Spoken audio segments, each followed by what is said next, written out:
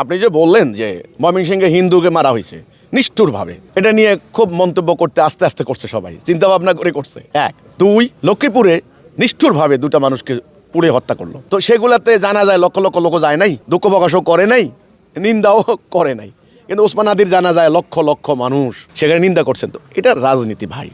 আমার কথা হলো, সবাই জানেন যে ওসমান হাদির মৃত্যুটা একটা, তিনি যেহেতু ইনকেলাব মঞ্চের একজন আহ্বায়ক এবং ইনকেলাব মঞ্চ কট্টরভাবে ভারতের বিরুদ্ধে, বাংলাদেশে এখন ভারত বিদ্বেষী রাজনীতি, ভারত বিরোধী রাজনীতি প্রবল, জোয়ার প্রবল। সিজন কিন্তু এখন এই সিজন আছে না একটা, এখন যেমন শীতকাল চলতেছে, এটা আমাদের আবহাওয়ার পরিবর্তন, মানে কয়দিন আগে গরমকাল ছিল, তো কাজেই কিছুদিন আগে ভারতের পক্ষের বয়ান ছিল এখানে প্রবল, ভারত এই উপকার করেছে, এই সুবিধা দিয়েছে, এই আমাদের বন্ধু, এই আমাদের এই ইত্যাদি।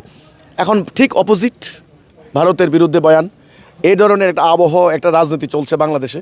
আগামী দিন ক্ষমতায় যাওয়ার হিসাব কিতাব করা হচ্ছে।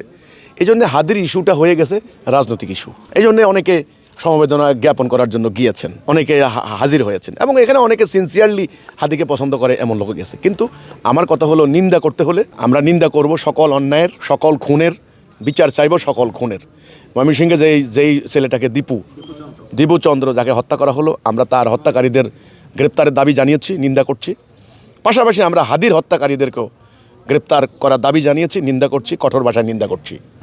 এবং এই যে মব সন্ত্রাসের বিরুদ্ধে আমরা প্রতিবাদ জানাচ্ছি। কাজে আমাদের প্রতিবাদ সকল অন্যায়ের বিরুদ্ধে।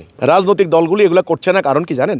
রাজনীতি সোজা হিসাবে তো আপনারা বোঝার কথা, মিডিয়া তো বোঝার কথা, এটা তো কোনো বড় কঠিন ব্যাপার না। অক্সফোর্ড বিশ্ববিদ্যালয়ের ডিগ্রি আনার দরকার নেই এই রাজনীতি বুঝতে হলে। সহজ, সিম্পল।